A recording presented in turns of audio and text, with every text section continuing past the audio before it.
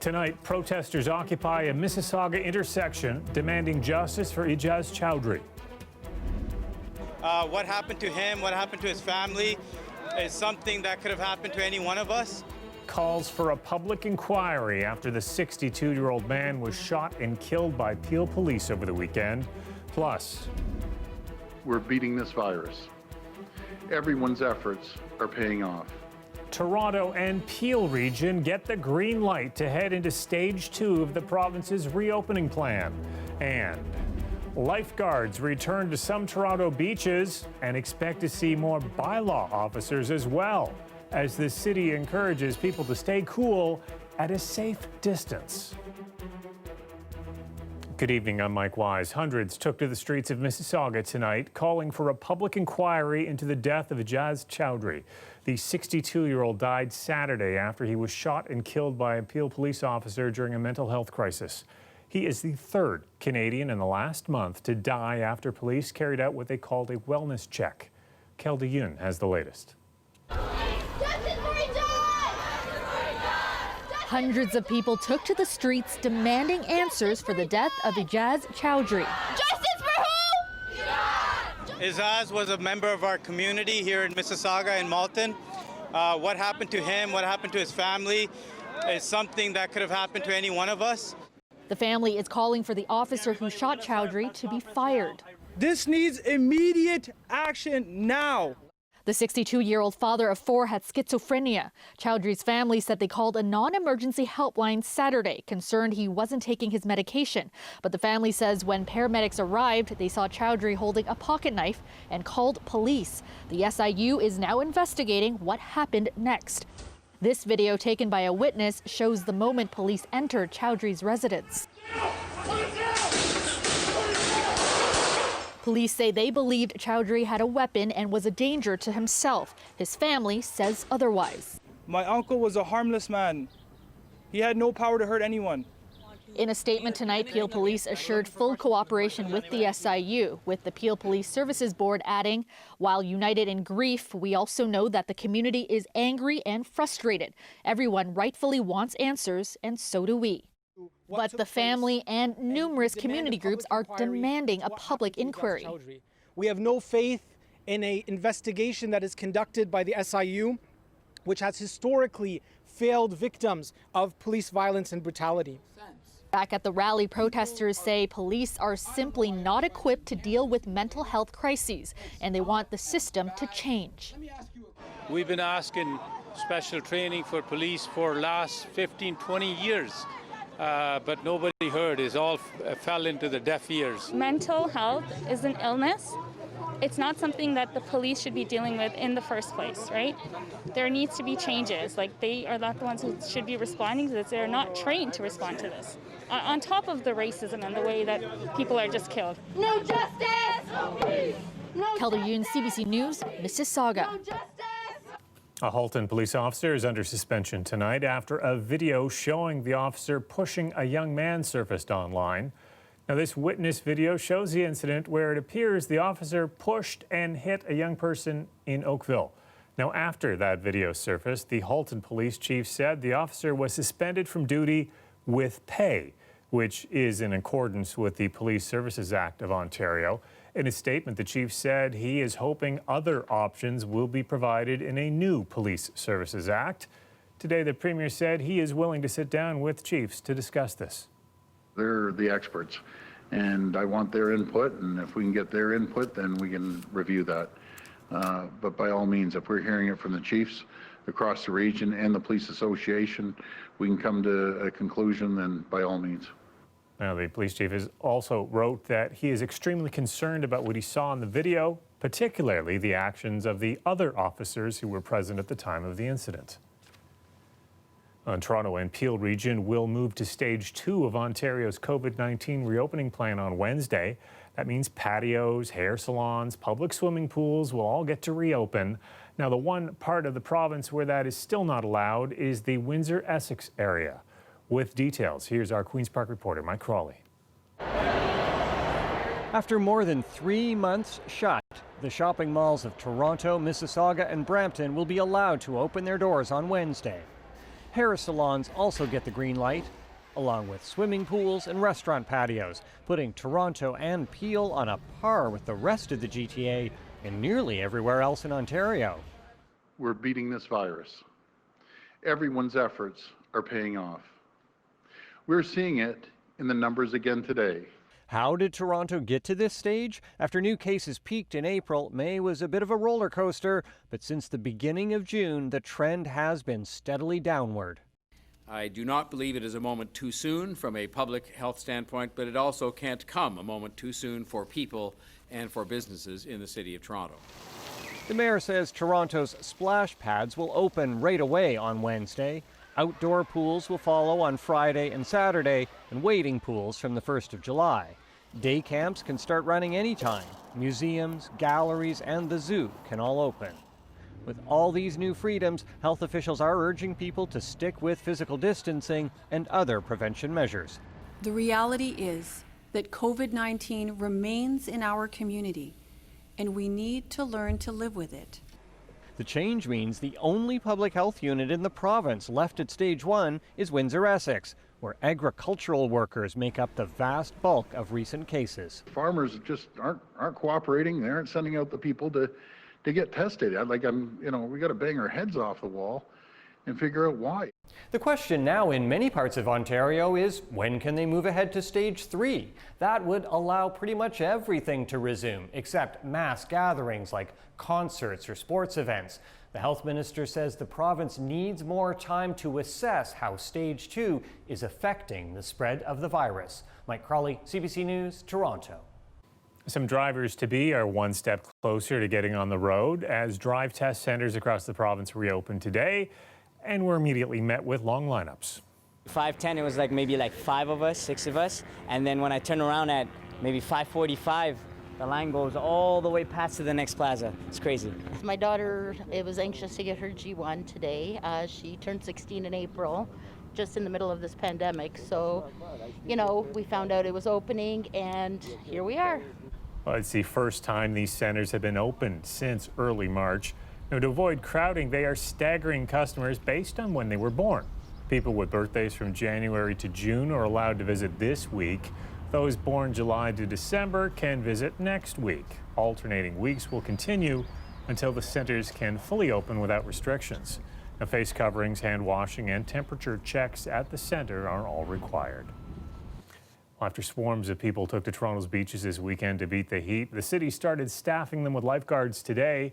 Now, as always, the lifeguards are there to keep people safe around the water, but they are not there to make sure they are physically distancing, which is also a safety concern right now. Greg Ross has more.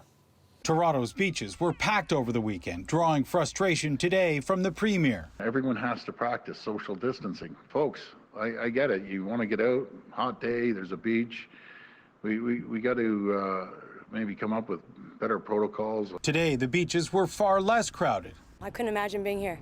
Vanessa Dorrego went to Woodbine Beach today, avoiding the crowds over the weekend. She says the city may have to step in if people aren't respecting each other's space. She wouldn't be opposed to seeing fines handed out. It's going to just keep getting worse until they, implement something, because it was nuts. Today, the mayor said the city will deploy more bylaw officers to beaches, but they will be there primarily to educate people rather than to hand out tickets. The notion of somehow policing every single inch of beach when we have miles upon kilometer of beaches in Toronto is just not going to be possible. The mayor says they were able to help people physically distance in parks by drawing circles in the grass. He wants people to use the same concept at the beach. Hopefully people can draw their own circles and can draw their own conclusions as to what the right thing to do is. With the city moving into stage 2 of reopening, the mayor says he hopes by next weekend people will have other ways to beat the heat, like enjoying a drink on the patio. Greg Ross, CBC News, Toronto. There was a funeral today for Sara Agassi, a noted LGBTQ activist. I really want to believe in an afterlife because it would mean so much to get reunited with her. But till then, I'll miss her. I'll miss her smile. I'll miss her laugh. She's a hero, and I think we have to learn how to be hero as her. Well, friends gathered today for her funeral, saying goodbye to the 30-year-old. Agassi was imprisoned and tortured in Egypt in 2017 after raising a rainbow flag at a concert in Cairo. Now, the activist fled to Canada after Egyptian authorities held her for about 3 months. Since arriving here, Agassi dedicated her life to helping others who were in similar situations. Her friends are hoping to continue this to honor her. Agassi died by suicide a week ago Saturday. Nurses held a rally at Queen's Park this morning, protesting a bill that caps wage increases for public sector workers. The crowd marched down University Avenue before making their way back to Queen's Park, urging the government to repeal Bill 124. The bill limits pay increases to 1% for the next 3 years. Protesters say that bill is unconstitutional and violates collective bargaining rights. They also point out police and firefighters are exempt from the bill, but nurses and teachers are not. They say the bill targets female-dominated workforces. CBC News has exclusive details tonight about an investigation into a Toronto police officer with alleged ties to corruption in the GTA towing industry. The officer is accused of conspiring with organized criminals to scoop up towing jobs at accident scenes and then to drum up clients for his own business venture. John Lancaster explains. Today, Toronto's police chief revealed more about the 10-month probe dubbed Project Overhaul. This anti-corruption investigation has resulted in more than 50 charges against 11 individuals, one of whom is a member of the Toronto Police Service. The officer, 47-year-old Ron Joseph, worked here at Etobicoke's 22 division. He's accused of breach of trust and being part of a criminal organization. He allegedly helped the group by providing them with a stolen police radio. That was increasingly important, police sources tell CBC News, because of the lack of traffic and lucrative accident scenes due to COVID-19. We've also learned Joseph, who earned about $118,000 last year, owned 2 tow trucks and had 31 cars he rented out of this building in Toronto's East End. He had alleged ties to 3 towing companies, Maximum, Nationwide, and Kings Highway Towing. The officer would receive monetary compensation for the tow trucks. He would receive kickbacks for the tips he provided, and he would receive referrals to his car rental agency. Police have been targeting the tow industry for months. In May, York police announced 30 arrests, some relating to the murder of a tow truck driver and the torching of rival tow trucks. Back in Toronto, investigators say their work isn't done yet. I'm concerned about the fact that we have police radios in circulation. That is concerning. But as far as the team of investigators are concerned, they will simply go where the evidence takes them, including their own backyard. John Lancaster, CBC News, Toronto. Well, after the break, posters promoting white supremacy have popped up in one Bloor West neighborhood. I'll tell you what's being done about it. Plus, we'll have a look at your weather. Heat and humidity have been locked into the GTA, but relief is right around the corner. Your full long-range forecast after the break.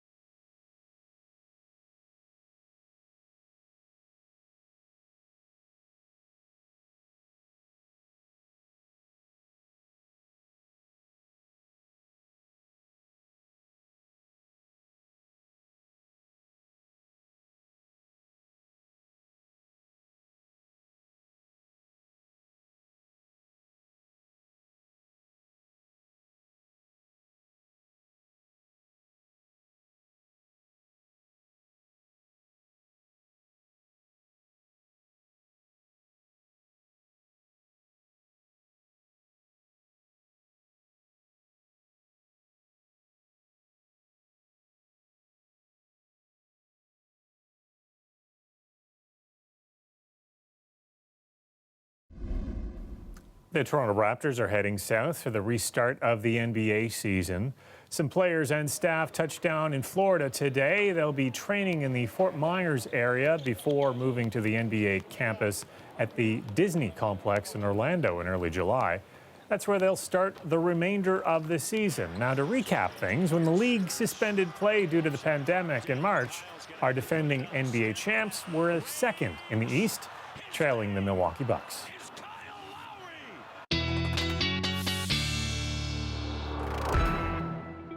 Time to check on the forecast with meteorologist Nick Cernkovich. And Nick, some relief is on the way for tomorrow. Yeah, there is, Mike. Now, today, of course, we had heat warnings in effect. The temperature's up around 30 degrees, the humidex into the mid-30s. That's going to change over the next 24 to 48 hours, and this long cold front is going to push through the GTA. For tonight, though, still looking at muggy conditions in the forecast. That continues, at least for the first half of the day tomorrow. And then, again, watch out for thunderstorms. We've seen some showers and thunderstorms through the evening hours today. We're going to see a lot more of it tomorrow, and we've got more seasonal temperatures. That's the relief that we talked about headed our way as we head through midweek. So still warm. It's not cool, but it's more seasonal. Right now we're locked into this warm sector, and you can actually see the difference in the temperatures here. Toronto hit 30 degrees through the afternoon. This was one of the warmer places across southern Ontario, even warmer than Windsor, hit at 27 degrees. So lots in the way of heat, still locked in, and that's some of the fuel that we've got for these thunderstorms that are going to fire off for tomorrow afternoon. Now, as we move into the forecast, we are looking at scattered thunderstorms across the region for tomorrow. Doesn't look like we're going to see anything severe. However, you can't totally rule out the possibility of things like damaging winds or even some hail or heavy downpours. But generally speaking, we're looking at scattered thunderstorms across the region as we head through tomorrow. And this is what's going on. We've got a cold front moving through the region for tomorrow. So tonight, any showers that you may be seeing still, those are tapering off. Tomorrow morning, just some cloud cover. But as we head to about noon, we start to see showers and thunderstorms rolling through the GTA on and off through the afternoon as well. Tapers off through tomorrow night. Wednesday, we've still got the chance of seeing a few lingering showers, but by and large, it should stay mostly dry in the forecast for Wednesday and Thursday. We'll get to the long range in just a sec. For tonight, the rain does move into the Windsor area a little bit earlier, so we are seeing around 4 or 5 a.m. Tonight. We're looking at showers and thunderstorms moving across southwestern Ontario. Continues for tomorrow. Cooler temperatures in the forecast there at about 24 degrees. Into the Golden Horseshoe, temperatures at about 18, 19 degrees. Tomorrow, showers and thunderstorms in the forecast. Once more, highs to about 26, 27 degrees. That carries through. A little bit of a dip in the temperatures midweek, and then we get some warmer, more humid weather as we head through Friday. So a bit of an up and down week as we head through the next 5. Mike. Okay, thanks, Nick. You bet. The weather is brought to you by Trane, the most reliable heating and cooling brand. We test, so it runs. It's hard to stop a train. Some posters with white supremacist messaging have been spotted in Bloor West Village. Now, they're similar to the ones we've seen pop up in other neighborhoods in the past. Our Ali Chasson spoke with one man who started taking down the racist messages once he discovered them. So Saturday morning, I was walking basically just down along Bloor, just on a bit of a whim. As I was coming, I think the first thing that I saw was one of these stickers on the pedestrian crossing signal, like over there, stuck to the front of it. Never apologize for being white, I think was that one. Then I saw another one, and I got more angry, and I just decided, like, that's enough of that. I started to take photos of them and rip them off as I walked along. Brady Bruneau saw at least 25 of these white supremacist posters and stickers along his walk. Some stickers donned the 100 Handers logo, an alt-right group known for similar sticker campaigns in Europe. The ones that I was seeing were really obvious what it was trying to get across. Covering up the website here because I don't want to promote it, but some of these stickers up in the neighborhood are less obvious than the others. This one here says, "Think green, buy local," but if you actually go to the website, it has nothing to do with farmers markets. But a lot to do with white nationalism. Nigel Barif is the president of the Urban Alliance on Race Relations, a nonprofit that's been working to combat racism in Toronto neighborhoods since the 70s. I mean, look, I'm riding around the neighborhoods with my 4-year-old. I don't want him asking me, or when he asks me, what does this mean? Why do these people hate me because of the color of my skin? These kind of posters have appeared in many neighborhoods over the years. Local councillor Mark Grimes has ordered for their immediate removal and alerted the police to look into them. Barif says these posters should be looked at as a hate crime. Because if folks in the community feel like, well, what's the sense in me making a complaint because nothing's going to be done anyway, these white supremacists just get to move through our society with impunity. I know some people might think that somebody else will take care of it, or might think that they might be putting themselves in danger by doing it themselves, but like, we have to take care of our own neighborhoods, and we have to put a stop to this type of thing before it takes foot. Ali Chiasson, CBC News, Toronto. With our moccasins, our moccasins, we're connected to the earth and we're connected to medicine. You know, that's our place of healing. After the break, the art of making moccasins. You can even try crafting your own at the Bata Shoe Museum. We'll tell you how after the break.